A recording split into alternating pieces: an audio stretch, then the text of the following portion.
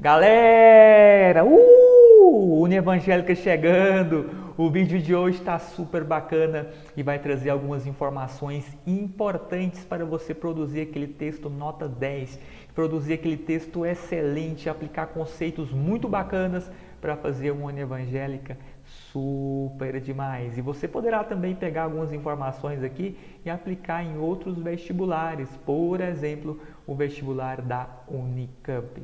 Além de que essas informações ajudam você a interpretar melhor textos, a entender melhor os gêneros textuais, que é tudo que os vestibulares têm pedido aí nas provas de língua portuguesa. Beleza, minha gente? Espero que vocês gostem. Dê aquele like, dê aquele joinha ali, que é uma forma de você ajudar esse canal a continuar ajudando você. A primeira coisa que a gente pensa quando o assunto é gêneros textuais é em um cara chamado Mikhail Bakhtin. Trata-se de um russo que trabalhou vários aspectos no que diz respeito aos gêneros discursivos. E eu vou trazer para vocês algumas citações do Bakhtin para a gente ver algumas questões importantes sobre como trabalhar com os gêneros textuais ou gêneros discursivos, como diria Mikhail Bakhtin. Ou você pode tentar falar como os russos, Mikhail Bakhtin. Eu acho que é por aí. Vamos embora. Primeira coisa que o Bakhtin falava, o seguinte: a utilização da língua efetua-se em forma de enunciados orais e escritos, que emanam dos integrantes de uma ou de outra esfera da atividade humana. Primeira coisa a se pensar, olha só, todas as vezes que a gente utiliza a língua, a gente utiliza a partir de um gênero textual. Não é possível utilizar a língua de outro modo, ok? Quando você aprende a conversar, você aprende a utilizar a língua a partir de um gênero. Quando você conta uma piada, você está usando um gênero textual, piada. Quando você lê a notícia de jornal, você está vendo a língua materializada em um gênero textual. Quando você vai até o vestibular produzir aquele texto nota 10, você também estará utilizando a língua a partir de um gênero textual. Por isso que os estudiosos bakhtinianos defendem que a gente precisa ensinar o aluno a partir de gêneros textuais, porque é somente a partir deles que a gente consegue trabalhar a língua em seu real funcionamento, trabalhar a língua de verdade, efetivamente, beleza? Então, todas as vezes que a gente ouve a língua, que a gente lê a língua, nós estamos diante de algum gênero textual, beleza? Esses gêneros textuais manifestam-se em enunciados concretos e únicos. Todo enunciado que você produz, ele é único. Você pode produzir o mesmo enunciado, mas você já estará em uma outra situação. Portanto, o enunciado não será o mesmo, será um outro enunciado. A gente tem isso muito claro, por exemplo, em um conto do Jorge Luiz Borges, chamado Pierre Menard, o inventor do Quixote. Diz de um indivíduo que de repente ficou muito louco e iria fazer de tudo, iria trabalhar para reconstruir o Dom Quixote sem nunca ter lido o Dom Quixote. E efetivamente ele consegue fazer essa loucura. Ele escreve ali alguns capítulos do Dom Quixote sem nunca ter lido Dom Quixote. E a grande sacada é a seguinte: ele não escreveu mais Dom Quixote, porque Dom Quixote estava em um contexto e o camarada estava em outro, né? Então mudou-se o contexto, o enunciado vai se transformar. Todos os enunciados emanam de alguma esfera da atividade humana. Que diabo é isso? Esfera da atividade humana. São os vários nichos, os vários contextos em que você se encontra. Então, quando você escreve um e-mail, você está dentro de uma esfera da atividade humana. Quando você está em um jornal, você está dentro de outra esfera da atividade humana. Quando você entra no Facebook, você está dentro de outra esfera da atividade humana. Então, portanto, a gente está diante de vários contextos e esses contextos é que vão determinar em grande medida como serão esses gêneros textuais. Galera, vamos dar aquela olhada aqui no elemento 2 do Mikhail Bakhtin. O elemento 2 diz o seguinte: o enunciado reflete as condições específicas e as finalidades de cada uma dessas esferas. Tudo beleza? Vou voltar para outra tela. Então, a partir da esfera, a partir de um contexto social, de uma necessidade social, os gêneros textuais vão sendo estabelecidos, vão sendo criados, ok? Então, dentro da esfera jornalística, houve a necessidade de construir um tipo de texto chamado entrevista, que era um texto em que a gente dava à população as opiniões, os posicionamentos de um autor, né, de uma figura importante, acerca de determinado tema. Então criou-se a estrutura do gênero entrevista. Em algumas empresas havia, por exemplo, a necessidade de saber quais os materiais que entraram na empresa e quais os materiais que saíam da empresa. Então criou-se a tabela, que não passe de um gênero textual. Quando você recebe em casa, por exemplo, um talão de energia, esse talão de energia ele foi construído a partir de um contexto específico, que necessitava que você tivesse contato com o consumo de energia daquele mês, que necessitava da presença do seu endereço, da presença dos dados do dono, né, daquela rede elétrica, que precisava ali de uma média de consumo para você acompanhar o desenvolvimento da sua tarifa energética. E todas essas necessidades foram sendo materializadas em um gênero textual chamado talão de energia. Sacaram? Então, cada esfera da vida humana vai demandando gêneros textuais, gêneros discursivos novos. Então, cada esfera da vida humana vai demandando certos gêneros discursivos. Gênero discursivo, então, está intimamente ligado ao contexto. E os vestibulares querem que a gente mimetize, que a gente recrie, que a gente ficcionalize muito bem os contextos criados por eles. E a gente vai aprender bastante coisa aqui nessa aula de hoje. E a última citação do Bakhtin diz que cada esfera de utilização da língua faz isso a partir de gêneros discursivos, que são mais ou menos instáveis. Isso quer dizer que os gêneros discursivos mudam ao longo da história. Mudam a partir das demandas dessas esferas, a partir das demandas históricas, sociais, a partir das transformações tecnológicas. Por exemplo, há alguns anos a gente tinha a carta, que era um gênero discursivo bastante utilizado.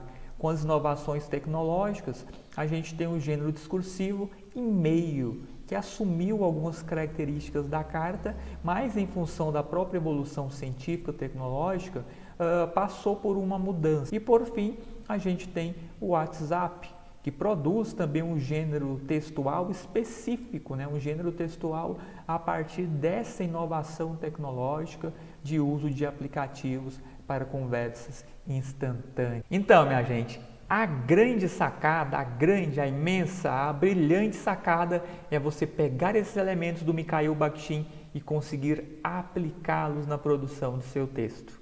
A gente vai sempre ficcionalizar, a gente vai recriar essas etapas da construção de gêneros textuais lá no vestibular. Então tenha sempre em mente todas essas teorias do Mikhail Bakhtin para você se dar muito bem. Mas bola para frente? E o que a gente precisa pensar antes de escrever um texto? Nós vamos elencar para vocês algumas perguntas fundamentais. Antes de escrever qualquer texto, você precisa ter em mente essas perguntas. São 8 perguntinhas mágicas que podem dar para a sua redação um tom fantástico. Basta que você as decore, ou sobretudo, basta que você as entenda muito bem para utilizar na sua redação, para utilizar como base de construção de seu texto. Beleza? Primeira grande pergunta dessa é a seguinte, minha gente.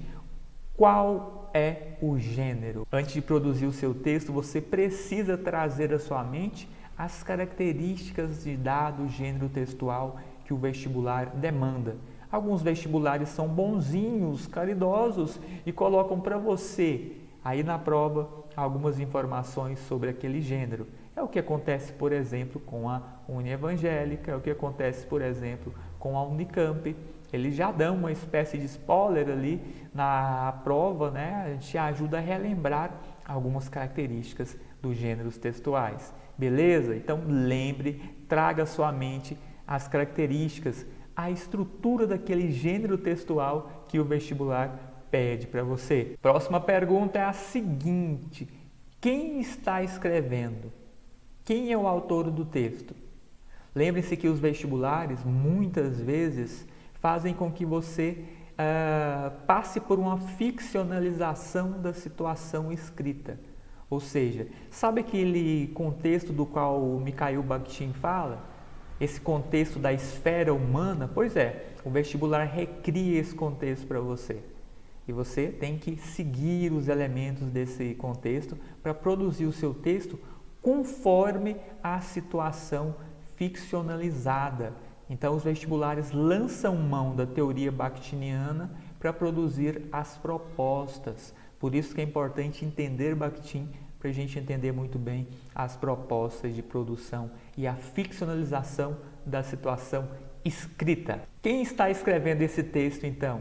Sou um psicólogo? Um jornalista? Um filósofo? Um estudante de medicina? Um estudante do ensino médio? Quem é esse cara pelo qual você deve passar para escrever o seu texto? A União Evangélica geralmente coloca você como um articulador, como aquele cara que tem o hábito de escrever artigos de opinião em jornais e revistas.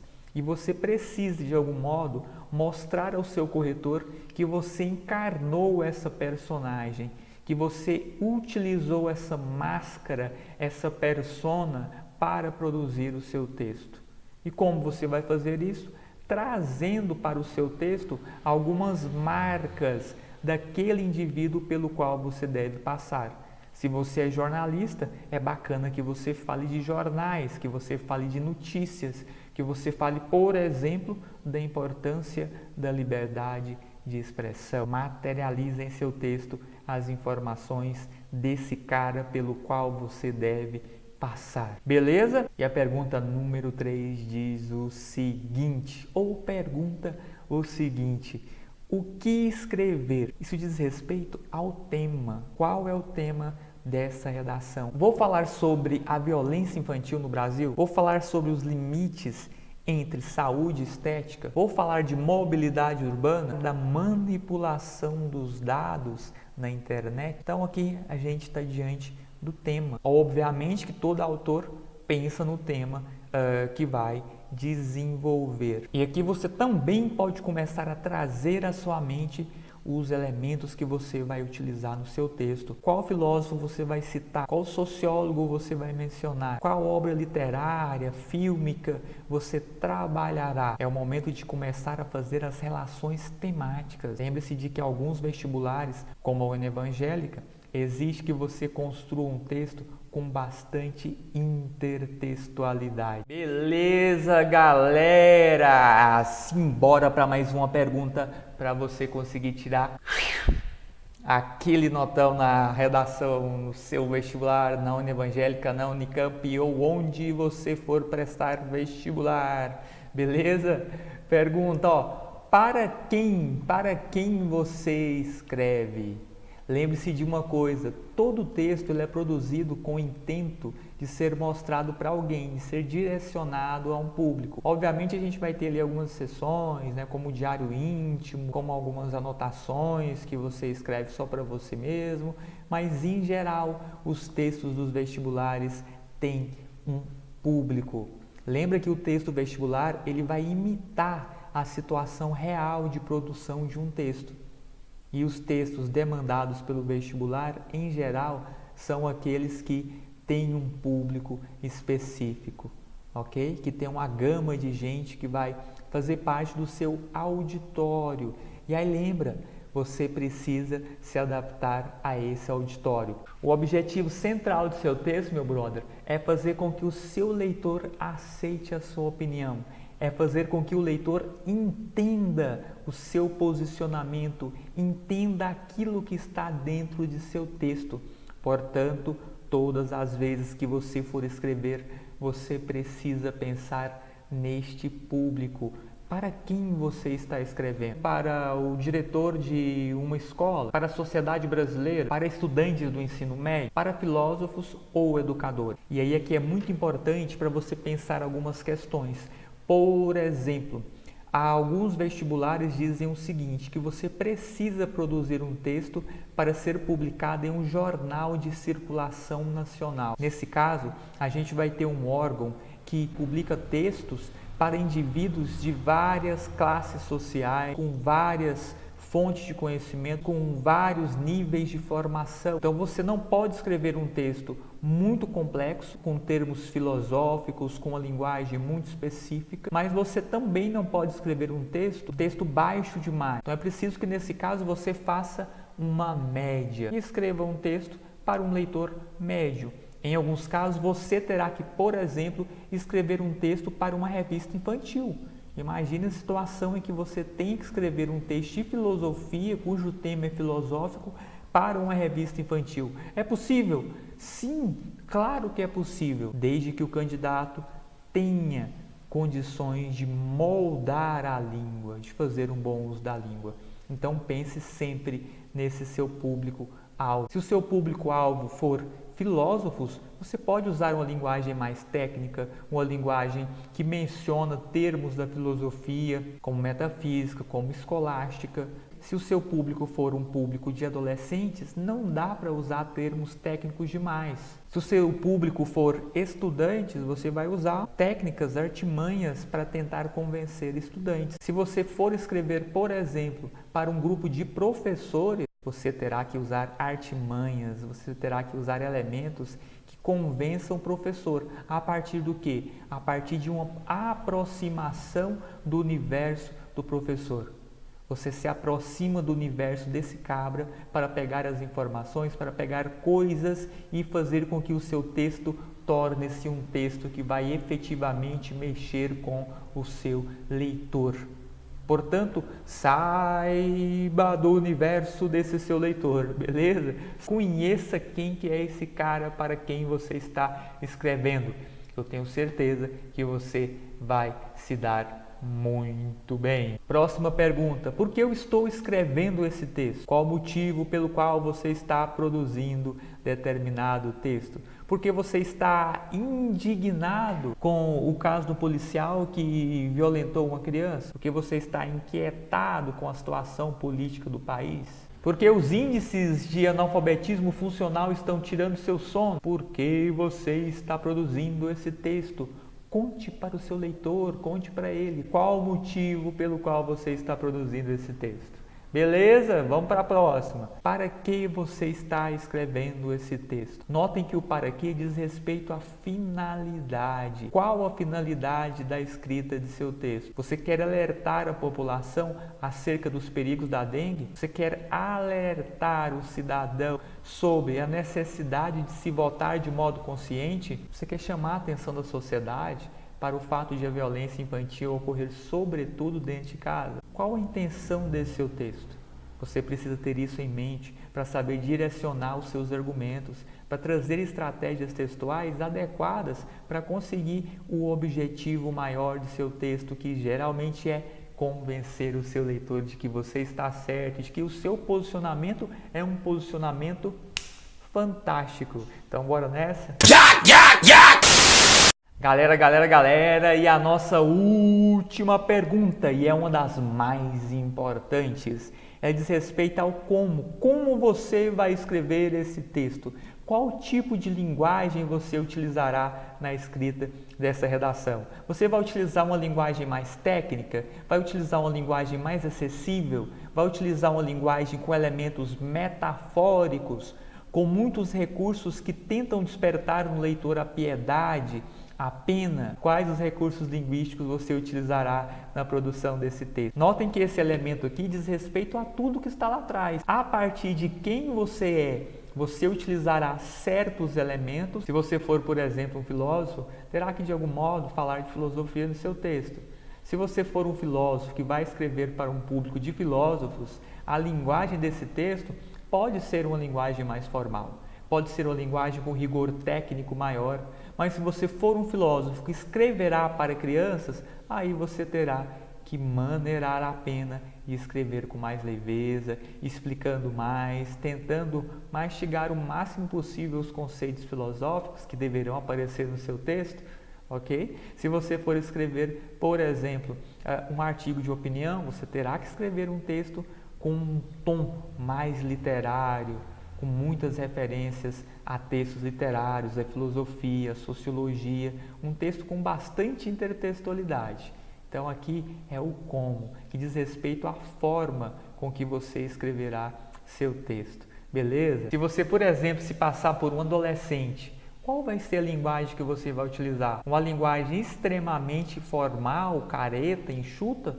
Uma linguagem mais solta, mais libertária, mais lúdica. E se você for um pai de família com formação média, vai utilizar uma linguagem filosófica técnica? Vai usar uma linguagem sociológica técnica? Se você for um professor que estará escrevendo para outros professores, você poderá usar uma linguagem mais técnica, trazendo expressões, termos da área da pedagogia, da área do ensino. Todos os elementos que estão lá atrás, eles vão ressonar nesse elemento aqui, que é o como você deverá escrever o seu texto. A gente vai observar aqui, então, a forma, quais os recursos linguísticos que você utilizará, beleza? Utilizará uma linguagem mais oral? Utilizará uma linguagem mais formal? Uma linguagem mais complexa, uma linguagem mais simples, ok? É importante pensar para a gente produzir um texto de maneira eficiente, beleza? Galerinha, aí vou voltar lá e dizer para você, ó, os vestibulares levam em consideração esses mecanismos porque eles querem que a gente ficcionalize a situação escrita. Eles querem que a gente finja que está em uma situação escrita real. E para que eu consiga entrar nesse mundo da ficção da escrita, da ficcionalização da escrita, melhor dizendo, a gente precisa levar em conta essas 8 perguntas que eu fiz para você e que eu comentei com você ali atrás. E também temos que pensar nas questões do Mikhail Bakhtin, que foi aquele linguista que trouxe informações cruciais sobre os gêneros discursivos. Então notem, antes de você produzir seu texto, tem que pensar muito, cabra, refletir bastante, levar em conta essas questões todas, fazer um processo reflexivo profundo antes de você começar a produzir seu texto. Senão, meu brother, vai dar problema, não vai conseguir produzir um texto bacana. Leve em conta essas reflexões, reflita bastante, aplique os conceitos aqui trabalhados. E a gente vai mostrar para vocês o que a União Evangélica disse em um dos vestibulares anteriores, para a gente tentar aplicar aqui algumas informações interessantes. Bora ver? União Evangélica 2018, vestibular do ano passado para o ingresso no primeiro semestre da União Evangélica. E ela diz o seguinte, ó, assuma a função de um articulista de um jornal fictício. Sacaram? Quem você será então? Você será o articulista de um jornal fictício. Pode inventar o nome do jornal no meu texto, professor? Pode. É um jornal fictício. Para elaborar seu artigo de opinião, leia o excerto a seguir. Você deve, então, assumir a função de um articulista, que vai publicar um texto nesse jornal fictício. Note que a gente não tem aqui, nesse caso, um público específico. Imagine que esse jornal é um jornal de circulação nacional e você terá, portanto, um público mediano. Não poderá escrever um texto com uma linguagem técnica demais, tampouco poderá escrever um texto com uma linguagem superficial, simples demais. Vá para a média, tentando produzir o seu texto de forma que um indivíduo de formação média consiga compreendê-lo. Mas também produzindo esse texto para que o indivíduo com a formação mais erudita não olhe para o seu texto com um olhar de menosprezo. Vamos produzir esse texto de acordo com a média. E depois a União Evangélica traz o anunciado para a gente, ó, redige em norma padrão. Então já estabeleceu para a gente aqui uma parte do como eu terei que usar a norma padrão da língua portuguesa, beleza? Redige em norma padrão da língua portuguesa um artigo de opinião, por meio do qual você expressa argumentos e assuma uma posição com base nos conteúdos dos textos da coletânea, sobre o seguinte tema: desemprego, fatos e versões. Então notem que a União Evangélica pede que você utilize a coletânea de algum modo. que você baseie isso na coletânea para construir o seu texto. Então pode usar a coletânea diretamente no texto? Pode usar diretamente, pode fazer referência, pode dialogar com a coletânea. Ele está pedindo isso. Obviamente que você não fará uma mera cópia, mas a utilização argumentativa, a utilização dos elementos, de modo que você consiga melhorar o seu texto. Você precisa mostrar para o corretor que você entendeu a coletânea, que você sacou o que os caras estavam dizendo ali, ok? Daí você pode usar contra-argumentações, referências e outros elementos mais. Então é isso, galera. Plural específica de redação em língua portuguesa. Espero que você tenha aprendido um pouco com esse vídeo e que aplique esses conceitos para fazer aquela redação muito boa nos vestibulares necessários para que você realize os seus sonhos. Muita sorte aí, minha gente. Qualquer dúvida, coloque nos comentários. Se você quer que a gente aborde um tema bacana, um tema no qual você tenha dúvida, coloque nos comentários também, que a Plural ficará muito feliz ao atender o seu pedido. Beleza? Compartilhe esse vídeo, indique para os amigos. Informação deve ser compartilhada, deve ser passada para frente. Beleza? Muita sorte!